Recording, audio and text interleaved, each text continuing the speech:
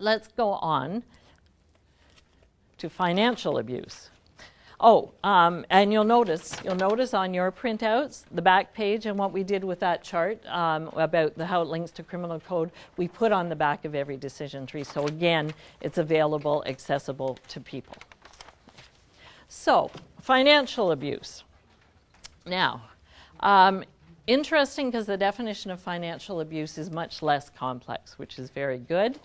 Certainly in the community, what Robin and Tammy and Sergeant Keating told us is that financial abuse is probably the highest kind of abuse that seniors in the community may experience. Not necessarily, but that seems to be sort of the trend that they are noticing.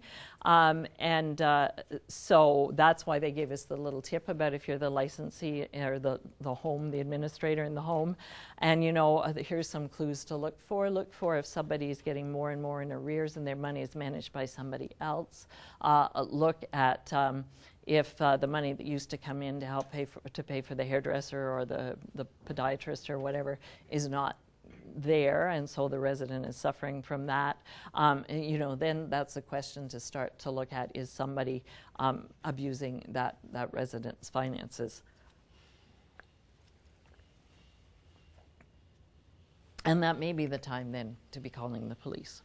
By the way, in the legislation also talks in that whole section 23 and what you do and who you report to, there's the bit about notifying the significant others, or I'm not using the right language, but the notifying people of an allegation of that's happened related to the resident. And there is a section in that, though, that says if the licensee believes that the person responsible for the abuse, who is alleged to have done the abuse or witnessed or suspected, then they are not expected to notify that person. And this would often come up if a home suspected financial abuse. They're not required to call the power of attorney and say, we think you're stealing your mother's money. So that section is in the legislation. Okay, so again, the similar things, the section 23, they need to investigate. Now, in this case, let's walk through. So there's some allegation, suspicion of financial abuse of a resident. The basic question always, are there reasonable grounds to suspect that this happened? Now, in this case, you might actually have a more definite no, because, Mr. Smith might be in my office door saying, I put $20 in my dresser drawer last night and it's not there this morning. Immediately behind him is his caregiver of the day who's making the bed, who says, do you know that I found $20 under your pillow? And he goes, oh, that's right. I always put my money under my pillow at night for safekeeping. Obviously, in that moment, the answer is no. And so that would lead them out of the reporting decision tree. But again, perhaps a chance to talk to Mr. Smith about a safe way to keep his money, or that maybe some better way so that he feels safe. But also, if he chooses to do that and he's able to decide that you respect, we support people in their decisions. They don't have to be what we think are the right decisions. So, but the licensee would pay a little attention to it somehow.